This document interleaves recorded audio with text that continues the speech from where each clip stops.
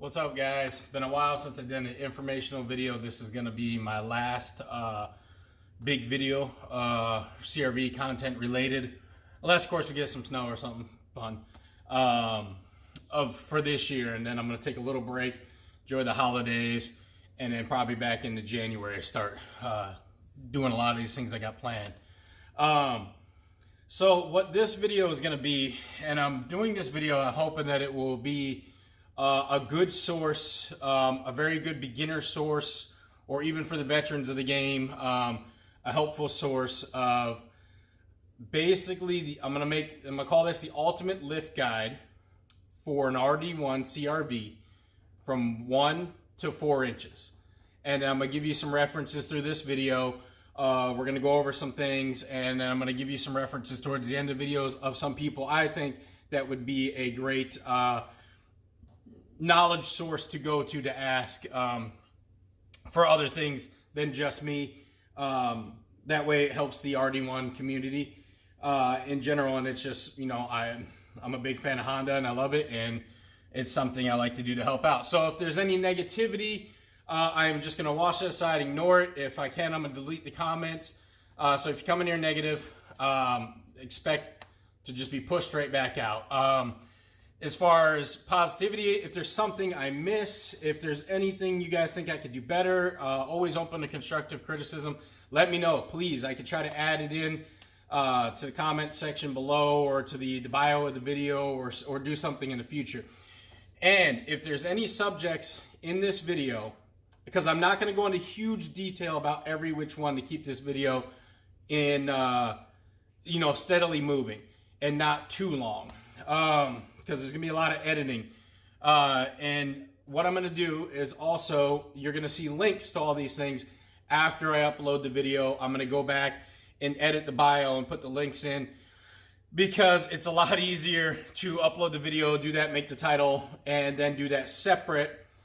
So you don't hit delete, and after all your editing and all your stuff, you delete all your shit. You know, that's really annoying. I don't know anything about that, so you know, I don't have to worry about that. But no, that's a pain in the ass. If any of you guys have ever done it, you just want to throw your phone or whatever you're working out the window. So if you catch this video right when it's uploaded, and you're looking for links, just give it some time, a couple hours. I'll have all the links posted and everything on there. Okay, so with that being said, I want to say thank you to everybody for watching, supporting my channel. Thank you. It's been a great year of growth with my channel, and I really appreciate all of you. And like I said, any questions, anything you think I can do, anything added, like you say, hey, can you just focus on Camber Kits or something like that? I'm just throwing that out there as an example. Let me know. It produces more content for my channel. I can get to it, write it down. I got a long list of things I'm trying to do. But yeah, so without further ado, now we're going to get started in there at 3 minutes and 20 seconds. We're going to get started on this. Okay, so you want to lift your CRV, your first generation, your RD1, which RD1, RD2, RD3, depending on what you got. You basically, it's 97 to 2001. In different countries, it may vary by a year or two. I'm not sure. Yes, you might see my cats in the background. Sorry. My other one might be meowing or something. So basically, we're going to start from the bare bones. Okay, guys, let's get this out right now. These vehicles are 20 years old, if not older. They are not going to perform well, probably when you even get them. That being said, for 20-year-old vehicles, they still perform well. Amazing. It really is a testament to Hondas that were built around that era, a little before and a little bit after, just how well they were built and what they could do. That being said, if you were looking to lift for the lowered guys, I will do a lowered video too. As you know, I have the other one lowered. And I will do a video like this on the lowered, because I know people have been asking. But that being said, you're here for the lifted. Guys, these are not a Jeep. These are not a Land Rover. These are not, you know, a super off-road vehicle. With that being said, also, if you are doubting these things or hating on them, you are going to be very, very surprised at one that is well-maintained and doing well. They surprised the hell out of me. My father is a Jeep guy, of doing Jeep since I was a toddler. I mean, I built Jeeps with him nonstop, from Wranglers to Cherokees to different things. He's a big other car guy, and he also enjoys the Hondas. And he was extremely surprised with what this thing can do. They will surprise. The only thing that sucks is they don't have a lower gear. What people are doing is upgrading the diffs and upgrading with viscous couplers and clutch packs. That is helping a little bit. Some people are welding their front and rear diff. Oh, excuse me. And that is tough on it, but it's fun if it's just for off-roading aspects. And if you got time to break stuff and rebuild, then why not? You know what I mean? The parts are cheap, plentiful.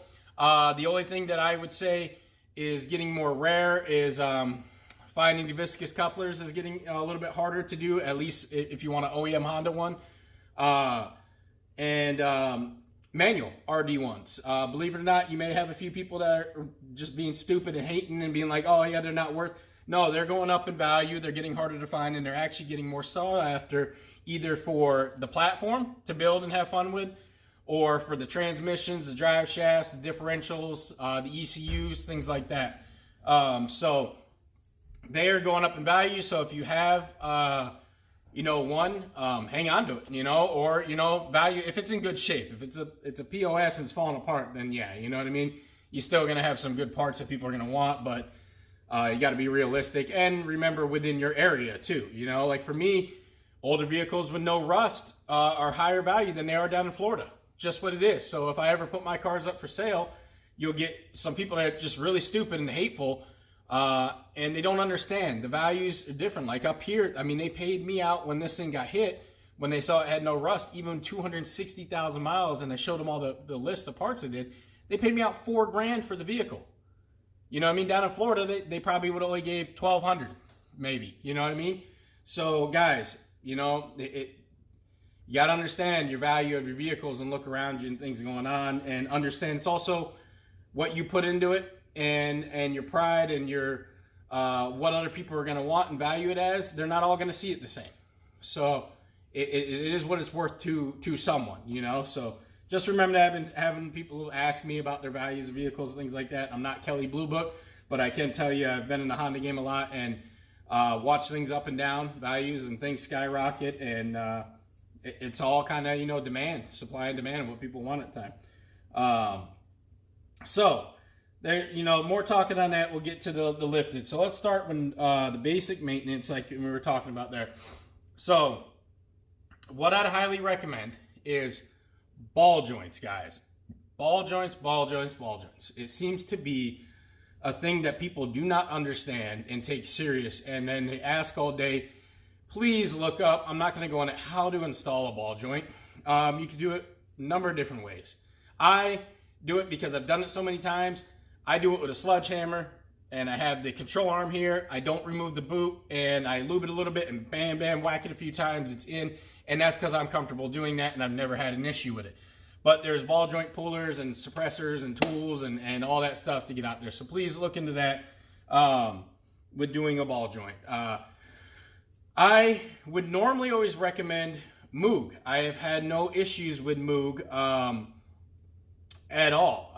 I don't know, but lately it seems like a huge amount of people have been having issues with Moog. So I don't want to recommend it at this time. Maybe down the road, come back to it, but as of right now, when I'm shooting this video in December 2020, they have not been looking so good for numerous, not just ball joints. On the other hand, I've had my ball joints on this one, which was lifted with Old Man Emu springs back in the day, and I put Moog ball joints in, and I have had it lifted, lowered, and now with a 4-inch lift kit on it. And also my 99, I had lifted and then lowered, and I have Moog ball joints in both of those, and I have driven those and did that in Florida, driven them all the way Florida, all the way back, and all the way back here again, and I have off-roaded with it, beat it in the snow, as you guys seen in videos. I have been 100 plus miles per hour, and the other one when I was at Mexico, or out in Mexico, and I have put them to the test, and I have had no issues, guys, and that's going on almost 4.5 years. So I don't know what's going on. but it's enough to warrant something. There is some other brands. I want to say it's like Mauve Tech or something. I'm going to find these brands and put them in the link down below of what I recommend. So bear with me if I don't get the names of people I recommend here right in the video stuff. I will put pictures and edit in here of what I'm talking about. But I'm going to put down some ball joints that I recommend now down in the links below. Another one is your basic maintenance guys as far as your motor. Guys, you got to do a tune-up on your motor. You got to have your motor running decent. If you're going to lift this thing and put bigger and heavier tires on it, the vehicle's got to be running decent. If you have a 98 and below, you really have the, I hate to say it, but the slug ass, sorry ass of the B20 motors. I mean, it's only 120-something horsepower. Torque is even lower, and it does suck compared to the upgrade of the B20Z. But that being said, people have done it. People have done it. So you want to make sure, no matter what motor you have in there, you want to make sure it's running good. It's at tip-top shape. You do your basic maintenance. I'm not going to go into detail, and I have another video that goes over, what to do on the motor. Another big thing, guys, huge thing that people don't realize, motor mounts. Your motor mounts are going to play a lot in the shifting of the motor, along with the shifting of the drive shaft, your differential mount, and the vibration in your axles and the jerking back and forth. That being said, you need to make sure your motor mounts, all three of them are good. Passenger, rear, driver side. Even bigger than that is your torque mounts. A lot of guys, the Acura Integra guys, the Honda Civics, there's a few other ones, will just toss these out and put performance motor mounts in. That being said, that's fine for that application. Not for this. This is an application you are going to need your torque mounts. Stick with OEM torque mounts. Now, motor mounts, I've had great luck. If any little bit of vibration bothers you, then stick with OEM. 1320 mounts, the vibration is not, I've had other motor mounts from Hasport to making my own polyurethane ones to Innovation or something. If I can remember, I can't remember the name, and it would start with an I. And they have been way more aggressive. So I don't understand the hatred on 1320 mounts. They're not that aggressive. I have them in my lowered vehicle. Would I go with them with lifted? No, because if you're going to go lifted and you're going to do an engine drop kit, you're going to have those spacers and you're going to get more vibration anyways. So I wouldn't recommend them if you are going with a 3 or 4 inch kit or above. But I would recommend them for all other applications. They're not bad, but stick to OEM torque mounts. Do not go with aftermarket torque mounts. Those things suck. You are going to have so much vibration. They are not for daily driving. Not at all. You're not going to enjoy it. You will be rattling everything in there. Motor mounts, not so much. By the way, if you see me breathing heavy in here, I do have heart issues going on, so sorry if I have to take a moment. My heart is actually only pumping, just found out a couple days ago, only at 50%. So yeah, it's kind of bothering me. But if you see me pause, then that's why. Okay, so I'm not trying to take more time of your time on the video. So another things are your axles. You want to make sure your axles are in good shape. Now I will recommend this. I'm going to go through this really quick while I'm on basic maintenance. We're going to go through your axle. Here is a OEM in good shape passenger side axle. Or sorry, that's the driver side axle. So you can see the end there. Now you see this little lip on here? That is not that big of a deal. A lot of people freak out on that. A lot of the aftermarkets don't have it. You don't need to worry so much about that. It's just kind of like a little dust shield that goes up there. Does it help? Do I wish they all had it? Yes. But not all of them have it. What we have found out with HRG and myself and many other people is that Advance Auto, O'Reilly's, AutoZone, and numerous other ones have had issues with their axles remanufactured or new not being long enough by a significant enough amount to make a difference. If you can repair or rebuild your OEM axle, I would absolutely say that's the way. If you cannot, and you don't have the knowledge and you don't have the know-how or the time, Napa remanufactured axles. I have heard that people that go buy new Napa axles have had the same issues. So you want to have Napa remanufactured axles. I am not going to put the part number down in that. I apologize. All you have to do is search Napa remanufactured axles or call Napa.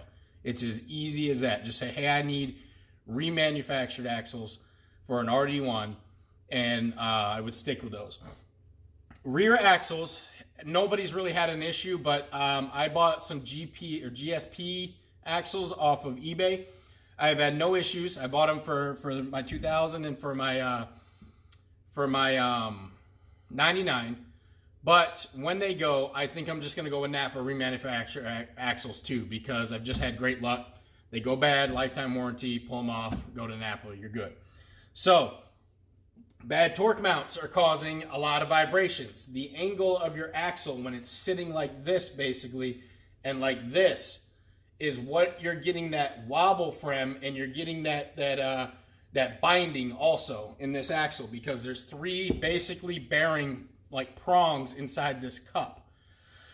And you have to remember too, when you lift, even if you weren't getting axle bind issues before, you now have that if you don't have the subframe drop, and the inside that cup is wallowing out over time. It's going to get worse. Trust me on that. You may see people saying subframe drop, you don't need it. That's bullshit. I'm telling you. Those people are not driving it long enough or daily driving it on the road to do what it's meant to do. If you were just off-roading, who gives a fuck? Who cares? You know, excuse my language, but who cares? Honestly, then the axle issue's probably not going to bother you, because you're just going there. Spunky, get off the car. Get off the car. Sorry. And she just wants some RD1 action. So you're going to want to understand the physics of your axle. I could go more in depth in there. I'm not going to, like I said, to cut down this video. I can do more explaining on the axles if you want. But that's the gist of it basically. And with the subframe drop, it's going to help align your axles so that you don't get that bind. Another thing saying is they're 20-year-old axles, guys. Don't expect to throw a kit on and your axles to be in great shape. Sorry, it just is what it is unless you get lucky. So expect to buy new axles at some point, either when you do the install, or I thought I just heard her meow or something. Either when you do the install, or later down the road, if you're tight budget, give them some time today they shit the bed. So that's basically explanation on axles there. Your upper ball joints, your control arms, you are going to want to I would suggest going with some sort of camber kit. I would go with Trq. They now have a lifted one where it sets the ball joint angle a little bit better. Or you could go with the older style and flip them. Some people flip them left to right to help the bushing issues. I did not really have an issue with it, so I never switched mine back. And that's just with the bushings binding. That's it. Just with the bush binding, they're the same on each side. The way they fit is no different. And then going with the Aerogenics ball joint spacer. If you were in the 4-inch application or bigger, that will help out. And I will go more into that when I actually explain the camber kits themselves. But you're either going to want to go with that camber arm, the front camber arm and the rear camber arms for new bushings. Otherwise, you're going to have bad camber. It's just going to happen. And the front's probably, ball joint is probably almost done. You know, once you start putting it at that angle, don't expect it to last long. Another thing, basic maintenance I would definitely look at is for your rear trailing arm bushings. You don't want to waste time with OEM on these. OEMs are great. That's another thing I want to say is OEM ball joints, all this OEM stuff is amazing. It lasted 20 years for a reason. But you are now resetting the geometry of your vehicle to something it was never meant to be at. So do not expect a lifted vehicle to ride just like stock. Can you get it close? Yes. Can you get there? You know, can you get very close to it? Yeah, but you're not going to get it to ride exactly like stock. So what I highly recommend is I went with Trq stiffer bushings, and they're great for lowered, but I would not recommend it for lifted. I eventually had problems with them wearing out and popping out. My favorite go-to for the lifted guys would be White Line Performance. White Line Performance sway bar, or sorry, trailing arm bushings. They are easy to put in. You do not need to worry about the metal ring. You literally use soap and water and pop these things in, put the rod through, and then they allow the trailing arm to shift a little bit, which is really nice for off-roading purposes. It really helps with the angle of it. So especially if you're doing a 4-inch kit. So I would recommend those for anybody, from even stock replacement to 4 inches and above. Another thing is your rear lower control arms. And again, I'm going to put pictures up in these and things I recommend. Trq I dealt with, and I do not recommend them for the lifted application because they are actually a little bit longer. With it being longer, let's say, okay, it's still recording. I want to make sure. With it being longer, what I would say is that what it will do is when you lift, it's going to push that bottom of the rear trailing arm out, and it's a pain in the butt. So don't go with those. I had to deal with those. Not that they're bad, they're just not good for lifted applications. Go with best bang for your buck, and best one is the Aerogenics rear lower control arms if you want to go with aftermarket. They have 3 different mounting points for your strut, which is awesome. They have quick disconnect for the sway bar if you want to keep that, which is great. So I will put a link to those in a picture and show you those. I highly recommend them. I have them on that. I love them. They have great bushings too, the way the style of the bushing is set up. And you can replace them if they go bad. So basically, that would be what I recommend there. Axles, of course, all your fluids, which should go without saying. Your trailing arm bushings, your rear lower control arms, your front camber arm or ball joint or front lower ball joint. Another thing to check is your front lower control arm. The bushings in there where the strut goes, and the bushings in the back where the trailing arm bolts to the frame. Check those. Siberian Bushings is a good company to go through. I will put a link to them if you need those bushings. Those are a good one to replace too, because otherwise you're going to get your wheels are going to start pulling, kind of yanking back when you accelerate. And you don't want that. That's another thing you don't want. Alignment, guys. Alignment. Please get alignment after your lift. Stop thinking you can alignment and it's going to be, you know, great. I did street alignments myself, basically. But that's to get you where you need to go, not to keep going. Your toe is a big one. That's another thing we'll talk about, because with the alignment, they're going to correct your toe. If you are lifted, you are going to, I'll get more into this, at certain applications, you're going to need the toe arms, the adjustable toe arms. I recommend Trq. They have a number of different companies, and this will allow you to adjust it at so much depending on what you got. Now, we'll get more into that, but you're going to either want to replace your stock toe arms or go with aftermarket toe arms. So that is what I would say. If I'm missing anything, I would say that is basically your basic maintenance that you are going to want to pay attention to. Of course, you know, your wheel bearings, things like that, your brakes, stuff like that. But I'm talking about the suspension aspect of it. Now, let's get into struts and springs. At this time, unless you have a low mileage or it was taken care of really well, you are lucky if you have an OEM strut and spring package in good shape.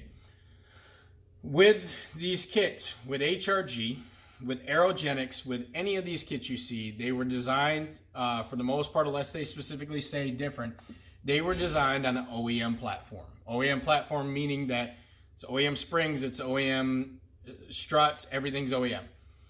So that is sitting. What we are finding out is with struts and springs aftermarket, there is a difference of about an inch or more sometimes in the height of the spring or the length of the strut. So if you buy these kits, you need to understand that they are based on the OEM. And I always recommend put it on your OEM suspension. Unless something's completely broken, you can't. Put it on your OEM suspension. See how it rides, see how you like it, and then upgrade over time. Or if you know and you've talked to people like myself or others that have done it and what we recommend. For instance, I went with Trq Struts and Springs on mine. The struts were longer, the springs were bigger and stiffer, and I swear the springs are the same setup as my old man Emu springs that I had on there, which is an inch, I believe an inch and a quarter in the front or inch and a half or 2 inches in the rear, if I can remember. I'll have the stats up on that for you too.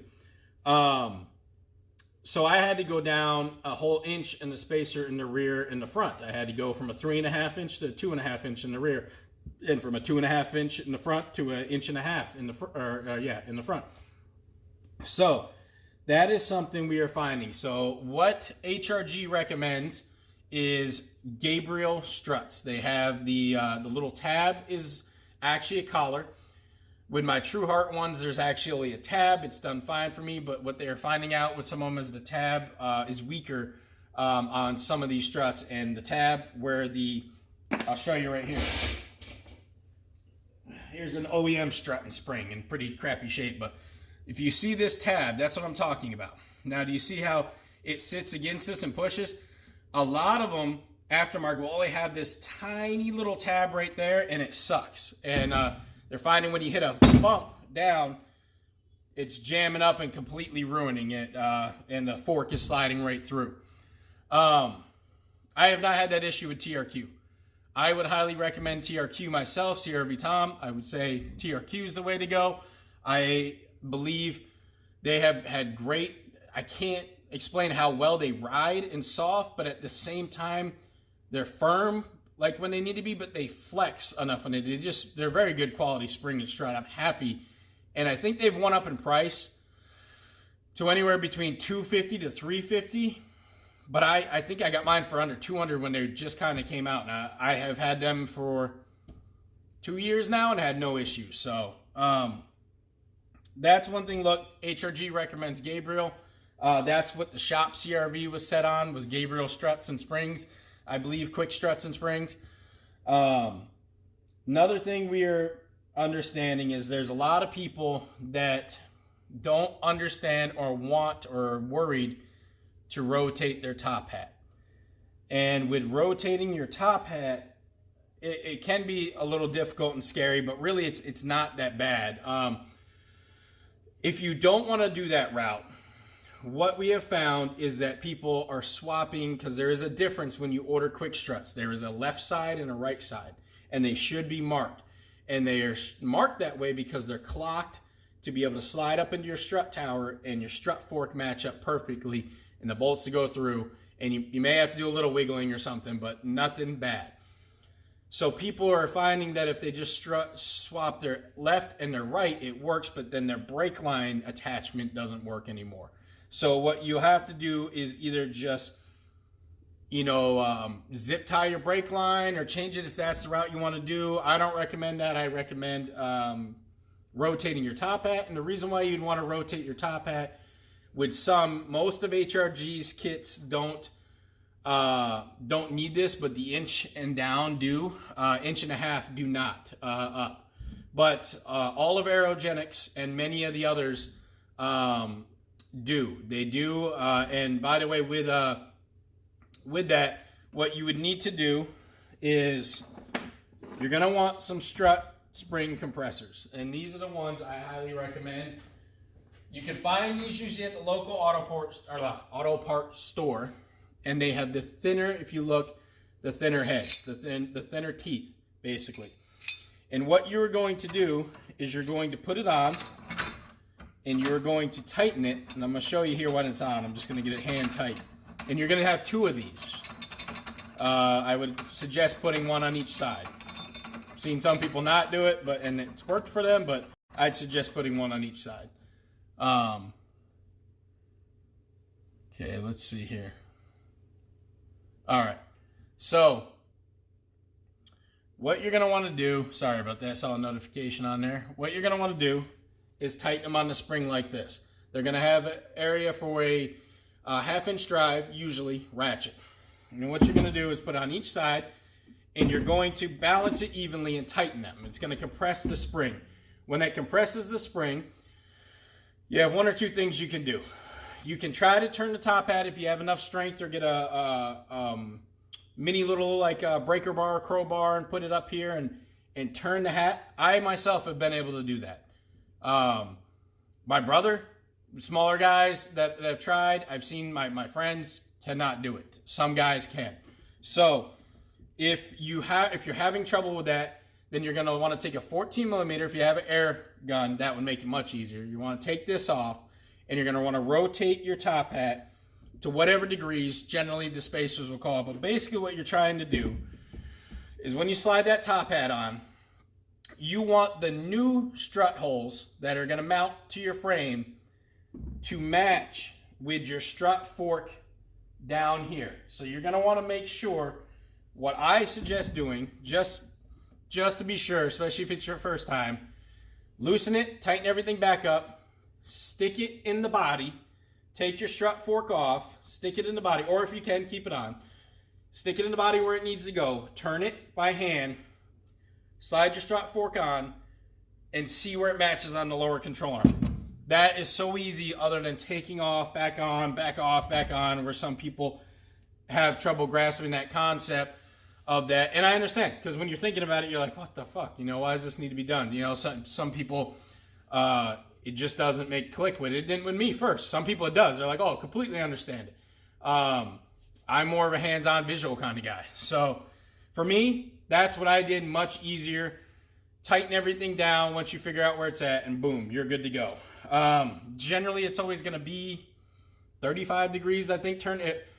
They're pretty much all the same, but just usually they'll come with some kind of instructions and let you know. So you want to make sure there. And while you're at it, I would suggest replacing those bushings. See how dry rotted they are, and busted up.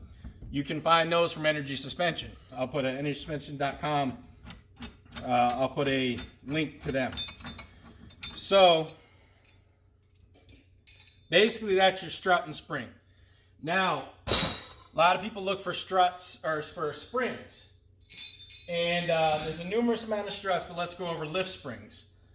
Lift springs, you basically, the only options you have right now are Old Man Emu, Dobson, I believe, and they're based out of Australia too, and they're a little bit harder to find. And Iron Man, I think, makes some. And I can find, I found the links for those. I'll put those in there, and I found some images I'll put up here. Basically, they're all about 1 inch to 1.5 inches lift. I think some are 2 inches in the rear. And like I said, I will put that up there. My number one recommendation for springs, until hopefully HRG makes some like we have been thinking of, but again, I'm not in control of that. That's something that's definitely Ben has to decide if everything works out financially to go through with that. So hopefully that works out, and we will offer some springs, because if so, I can't wait, man. Especially to have some green springs in that lift. Basically, what I recommend right now is Old Man Emu. I would say Old Man Emu is your best bet. Rocky Road Outfitters, I believe, is the website, and I'll put a link to them, where it's the easiest to me to get a hold of them and order those springs.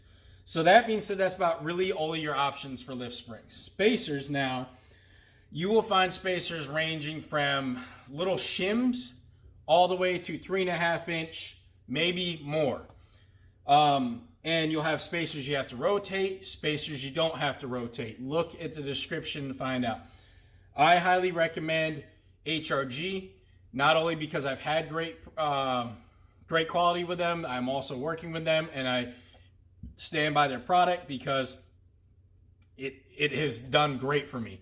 And you guys know me, I'm a very honest person. If it didn't, I would tell you what was going on. And I know Ben, the owner, would appreciate that, being truthful about it. Now, talking trash and being an asshole about something that you messed up or could have broke due to a certain crazy circumstances. Some people are just ridiculous, in my opinion. It's like, wow. But not going to go into that. Another company that really does a lot of research and development is Aerogenics. So I would recommend if the two, Hrg or Aerogenics. There are other companies out there. You can do your research and check. But those two, to me, are the best bang for your buck and going to have the most experience and the most people working with them. So we went over struts, quick struts, rotating the top hat, spacers, springs, aftermarket springs, basic maintenance. One thing I want to say too is that we went over rear lower control arms. What I want to say is that sorry if you guys see me, I'm marking off my list to remember because I'm trying to remember all this. What I want to say is sway bars. I've had a lot of questions about sway bars. Okay, here's the thing on sway bars that are good and bad for lifting on a Honda. If you do not daily drive and want more flex and more ability off-road, ditch your sway bars. Totally understand it. And you can ditch them and daily drive and be safe and be okay. It's not going to give you any issues if your alignment's in check and everything's good. The clearing, it will make things easier for off-road applications. It will make things smoother for what you need to do. Why I kept my sway bars and went with is because one, my wife daily drives this, two, I daily drive, and I drive like a bat out of hell. As I've said here before, I enjoy my limits to the speed limit, and I enjoy driving my vehicle, and I like turns. That's just a sports car enthusiast in me, and I will push any vehicle I get behind as long as I'm allowed to, and it's mine, or the friend that lets me drive it says go ahead. That's me. I like to. And I wanted my sway bars on there because of handling and performance. That being said, you drive chill, you drive just normal or even slow like a grandma, you're not going to need them. You're not going to tip. You're not going to flip. Don't worry about them. You're okay. And if anything, it's going to help with your off-roading experience and flex. Now, it's my cat on top of the car. And if you do decide to keep them, what I recommend is White Line Performance makes adjustable sway bar links in the front and makes good ones for the rear. I didn't go with adjustable in the rear because I have the quick disconnect from the lower control arms. What I would say is the nice thing is I can quick disconnect my rear and I can actually disconnect my front because the adjuster, I can take the nut off and adjust them down or up, slide them out of the way. And then what I could do is just deal with my sway bar. It might clunk a little bit, but normally what I did actually is there's a little notch in the metal where I could actually zip tie the thing. And being in full flex, that could pop out and it'd be in the way. It all depends. But generally, it's up there in the body and it's not really going to get messed with. But it could happen. So either way, when you go off-road, if you keep your sway bar on, it might end up being more of a pain in the ass. So I would definitely recommend if you're mostly off-roading, take the suckers off. You don't need them. You know what I mean? For me, I wanted to keep them. So if you want to go that route to keep them, go with the White Line Performance sway bar links, front and rear. You'll be good to go there. So that's sway bars there. And all right, let's talk camber kits. You can go with the Hrg camber kit. Basically, it's a ball joint with a little bit of adjustment for the front and then the rear camber arm, which is awesome. I like those, and I recommend the rear ones. The front ones, they're not so much my thing. They do work, but more so I would go with the Trq, the lifted style now. If you can find the old style, flip them like I said. Get the Aerogenics ball joint spacer, and you'll be good to go. I'll put a link in down to that. But you're going to want a camber kit. It's going to allow you to adjust your camber. It's going to allow the ball joint in the front especially to not have as much wear as quick. And is going to help out. I will get to which ones I recommend at certain lifts here in a second. So I will put a link into those. And if you want, I'll do a video different on that. Another thing is wheel spacers. Okay, guys, let me show you from here. Most of you guys know, but not everybody knows, and I totally understand it. That's what this video is for, is newbies to even to veterans of the game. So you're gonna want a wheel spacer. Depending on length, you know, I can't even remember what this one is the amount, but you're gonna want to get a wheel spacer, and you're gonna want a hub-centric one. Trust me on the hub-centric. See, this sits around the hub, sits around the axle nut. It's a lot less vibration, a lot less issues, and that's if you're going with aftermarket wheels, depending on what you're going with. Some are gonna need a spacer to clear the caliper, and that's really it. Now you can do some Joe Smo bullshit, backyard mechanic, and you can cut the brackets if you want. I don't recommend that unless it's just straight your off-road beater. Why do that when it's simple to buy just some spacers? But if it's just your beater, who cares? You know what I mean? Then do what you want, because it's one, it's your vehicle, and two, if you're not driving on public roads that much, half that shit you don't need. And then you can get the kind that I have on there now, which I have the 25mm spacers on there now, and they are the actual ones that bolt to the hub that have new studs out, and I went with Precision Works. I'll put a link to them. They have been great to me. I've heard some people have some issues with some of the non-name brands of loosening up and having some trouble and having to redo their tightening their lug nuts and shit. That sounds miserable. Me, I went with Precision Works. I have had no problems for over the year. I had them on both CRVs. Plus, I like the wider stance. Now, coming with the wider stance, you're going to have to do more trimming inside the wheel well, especially if you have mud tires, because with the wider stance, it's going to hit the inner part of that wheel well a little bit more, and I'll go over that in a minute. So, if you have any questions about wheel spacers, just ask any one of the guys that are in this video. They can explain, and Hrg. So, but hub-centric. Remember, hub-centric wheel spacers is what you're going to really want to look for. All right. So last but not least on here about suspension is if you are at, I wouldn't really say you would need this for the 3-inch kit. You should be good. The 4-inch kit and above, I would highly recommend this for. You are going to want to get a set of spindles, and let me see if I have my spindle down here. I think I have a spindle around here.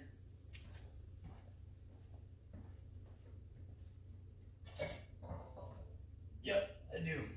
You're going to want to get your spindles, or a set of spindles, until someone offers something, and you're going to want to extend it at this point.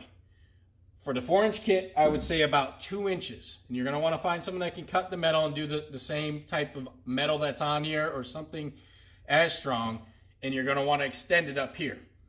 What that's going to help is you will no longer need the Aerogenics ball joint spacer if you're at 4.5 inches, or if you don't have it, your ball joint won't be at so much of an angle, and it's going to stop this part from coming down and swinging and hitting your springs.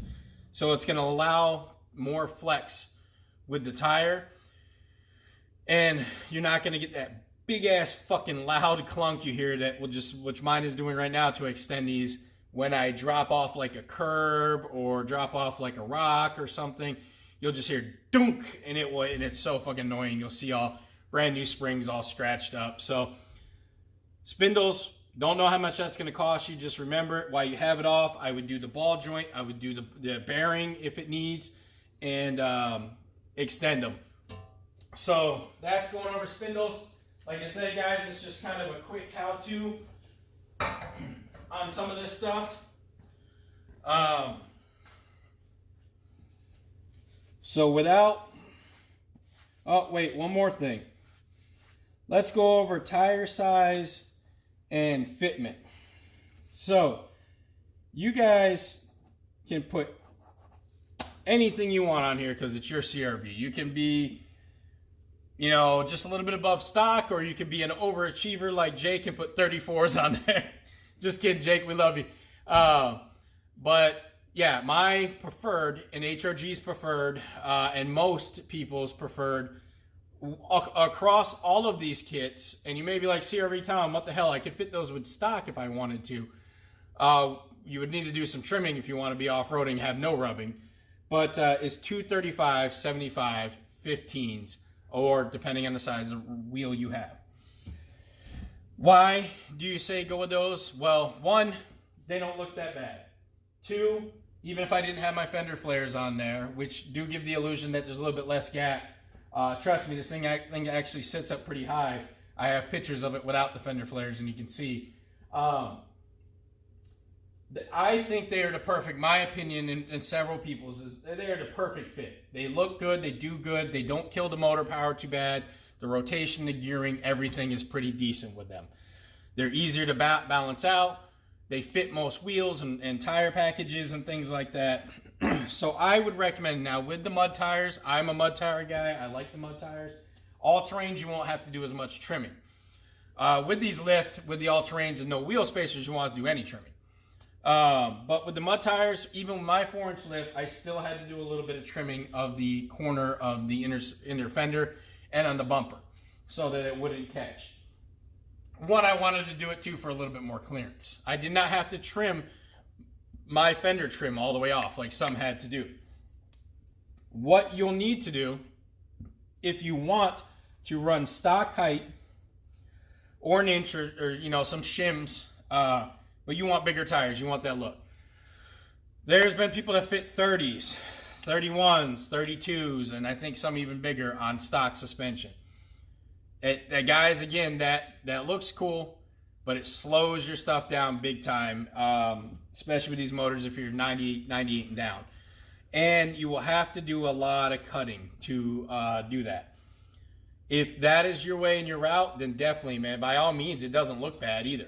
It's just not my recommendation, but you will need to cut the fender trim.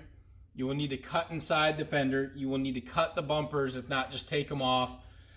You'll need to do a lot if there's no lift to fit those size. 32 is about the biggest I'd say I've seen people push that to. If you want to go further, that's something that you can totally do, and that's the cool thing about this is everybody's different and you can do different things. But as far as the perfect tire size, I would say recommended from 1 to 4 inches of lift is the 235, 75, 15s, in my opinion, if you have a 15-inch wheel. And I would say to go with that, and you will be happy with that in the long run. Mine look a little bit wider, guys. If you can see, see if you can see this. If you can see them, the mud tires on the stock wheels there, and you see them on mine, well, that's because I have a negative 16 wheel on my offset. And I have a little bit wider wheels with these Pro Comps. So I actually stretched the tire a little bit because I wanted that look, and it actually helped it be a little bit wider. But that was just by a smidge. I would not suggest that to do that off-road with, you know, like a crazy stretch or anything.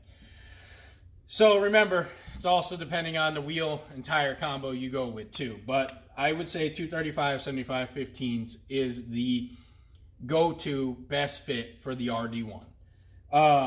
So I'm not going to go much more into that. There's other things you can do if you want to on there. All right, so now, without further ado, we're going to go into the lift kits themselves. And I'm going to start with 1.5 inches. If you want anything else from 1 inch down below, understand you're going to have to rotate the top hat or get shims to go over your spacer and get a little bit of a lift. So some may want that for the rear that's sagging, other things. That's pretty simple and self-explanatory. Literally take off your strut, slide them on the top. For the shims, you're good to go. Rotate the top hat like I showed you for 1 inch. So what I'm basing this off of is the Hrg Lift Kits. Now, like I said, you could go with Aerogenics and other ones, and those are going to require you, some of those are going to require you to turn the top hat. With Hrg, with the one, let's say you go with a 1.5 inch kit. Or what I would recommend is 1.5 in the front, 2.5 inches from the rear. This is with stock suspension, of course. Remember, results may vary if you have aftermarket struts or springs. With that, you're going to want to do all your basic maintenance that I said. You shouldn't have to do any cutting if you pick the tire size that aren't mud tires. Let's say you go with all terrains. And basically that is going to be just strut spacers. You're not going to have to turn the top hat. You're going to unbolt the top of the two 14mm nuts.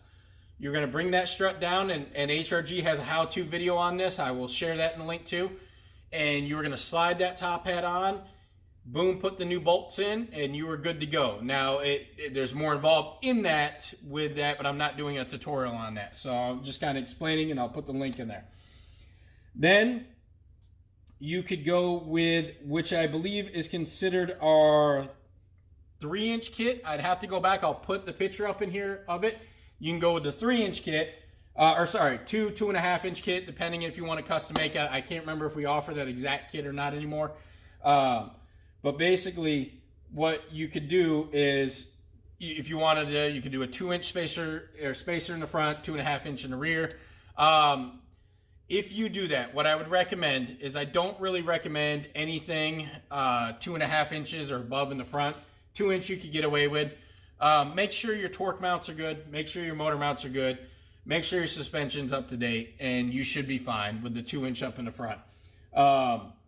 In the rear, you could go all the way up to 2.5-inch and usually not see much of an issue either. Bigger than that, you start to have more of the toe issues. You start having more of the camber issues to a more extreme amount. So here's where it starts to get tricky, and I'll go a little bit more in detail with this, is 3 inches and above. If you do the 3-inch kit, and this is with HRG, you can buy the 3-inch kit without the subframe drop. However, I would recommend the 1-inch subframe drop with it, because it's just going to make things align much easier and do much better and all together work. But if you do not, again, basic maintenance, motor mounts, torque mounts, good axles, and you should be okay, but you could end up, because what we're finding with these RD1s is they are not all exactly the same.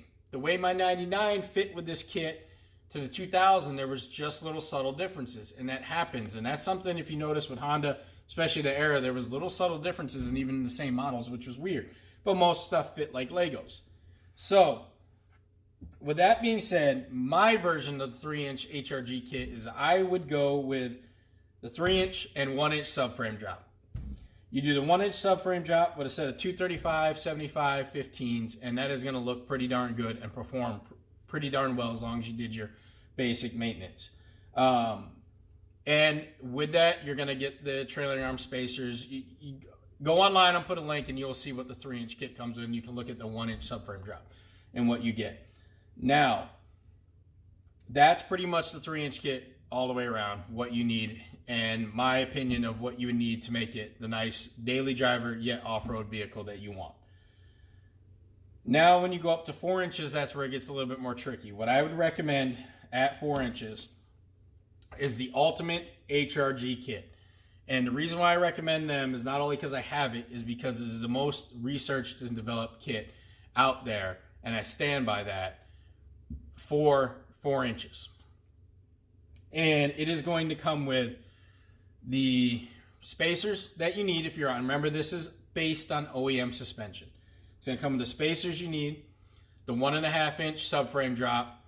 I believe it's going to come with 3-inch trailing arm spacers. I believe that the kit comes with now, which I would recommend. You're going to come with your steering extender. It's going to be longer than this one because it'll be aftermarket. It's going to come with your engine drop. It's going to come with your camber arm spacer brackets and your toe arm spacer brackets. Now, with this, with everything you have in the kit, with all your basic maintenance and your axles, I am still going to recommend Camber Kit. I am going to recommend Trq Camber Kit is my recommendation for that. Get the front lifted one they have available now. And if you do not have extended spindles, the capability to extend your spindles like I was recommending, then go with the Aerogenics ball joint spacer. That is going to eliminate a little bit of the clunk, not much. But what it is going to eliminate a lot of is the daily angle of that ball joint sitting nice and flush instead of bent like this all the time down and prematurely wearing out your top ball joint. Off-roading, full flex, it's still going to do that, guys. So you're not going to get away with that without the extended spindles. But it will help in every other aspect throughout the day. You can buy those spacers from Aerogenics.com. I'll put a link there. Trq, you can buy the front camber kit. I highly recommend the rear Trq kit or R kit from Hrg.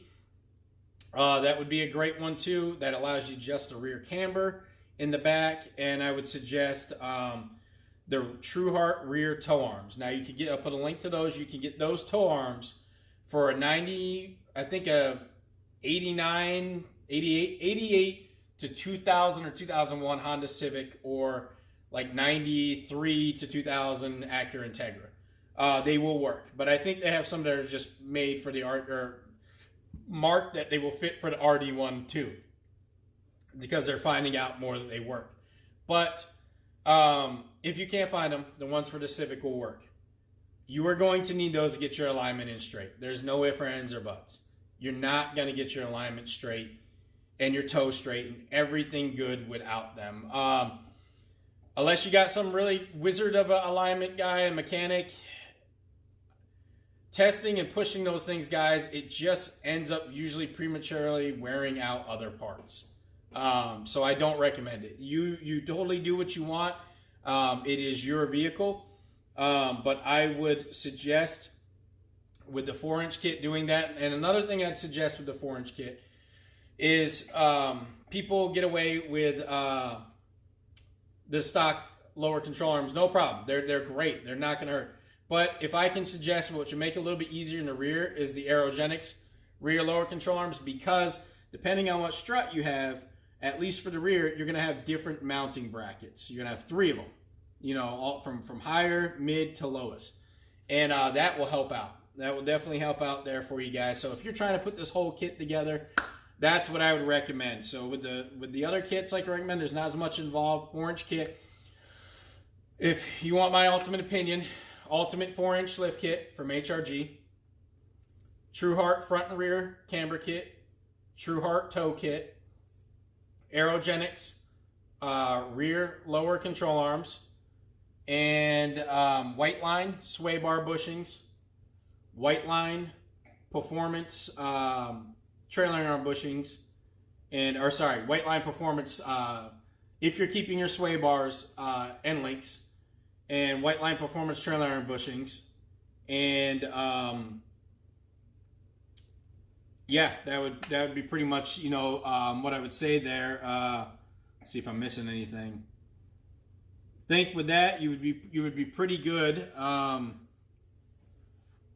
And I would recommend personally, if you go with the Trq Struts and Springs, email us at Honda Rescue Garage. Let us know, because for the perfect fit, you're going to keep it at where mine is, around that 4 inches, a little bit above. You're going to want the 2.5 or 1.5 inch space in the front and 2.5 in the rear. You're going to have to go down 1 inch. Otherwise, things are going to get really tight.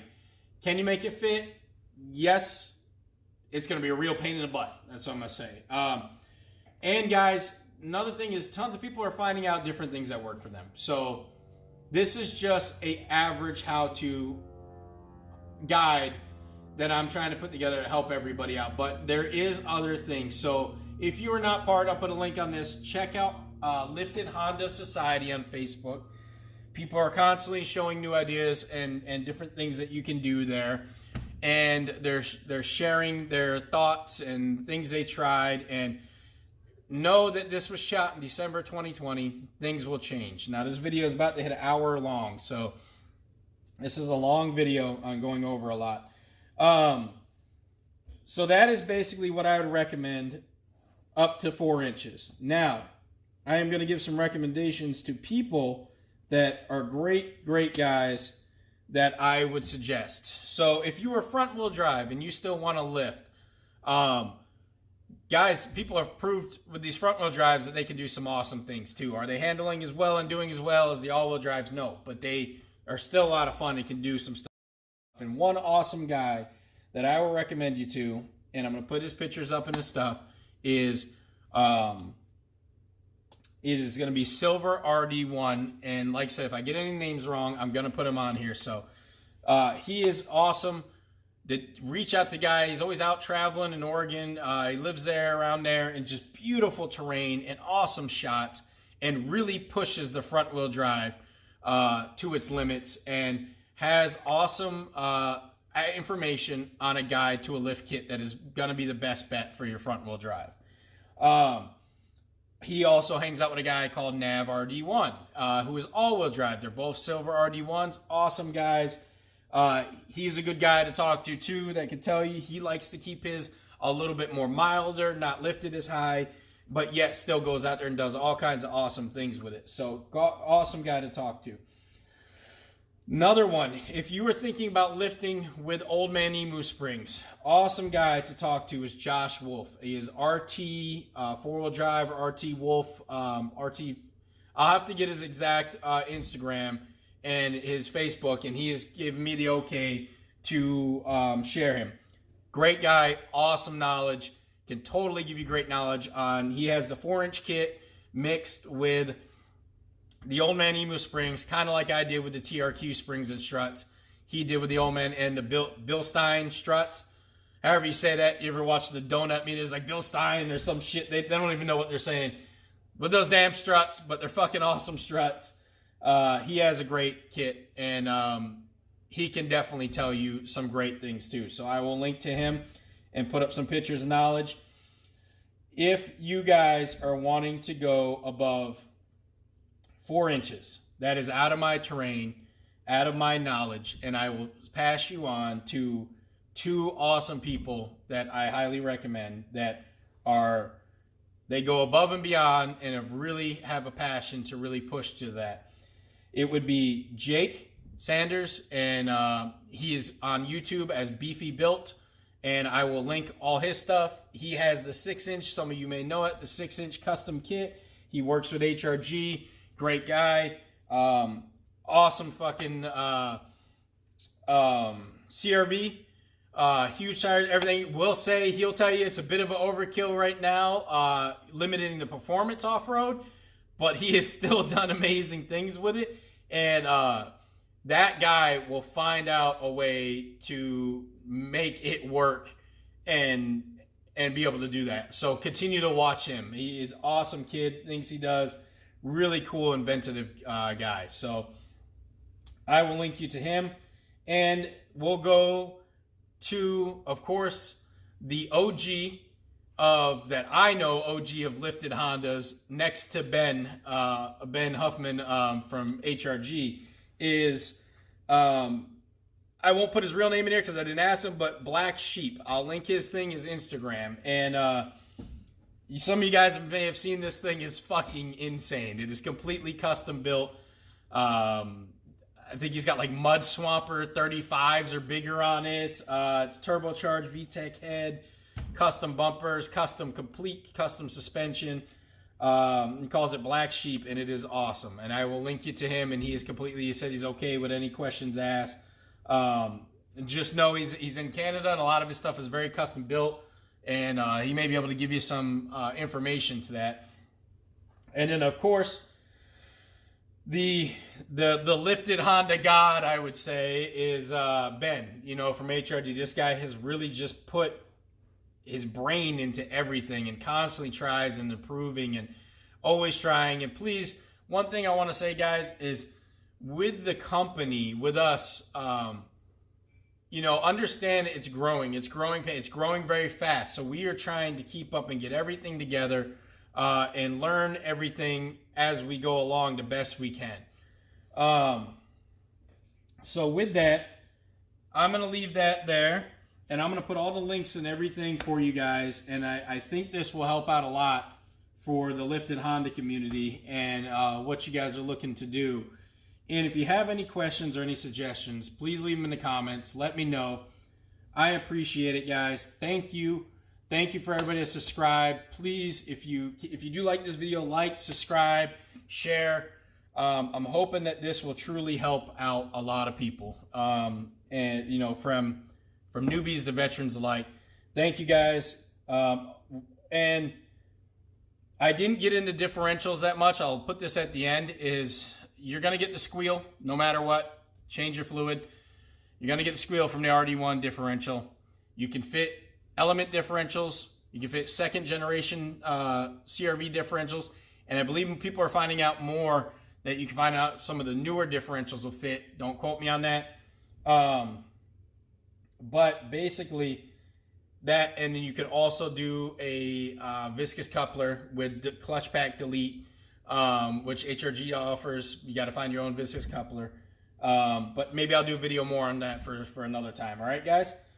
All right, I appreciate it. You guys have a great day. Thank you. And continue building. And please show me your builds. I love that. Text me, message me, find me on Instagram, Facebook, CRV_Tom. Thanks a lot, guys. Have a good one.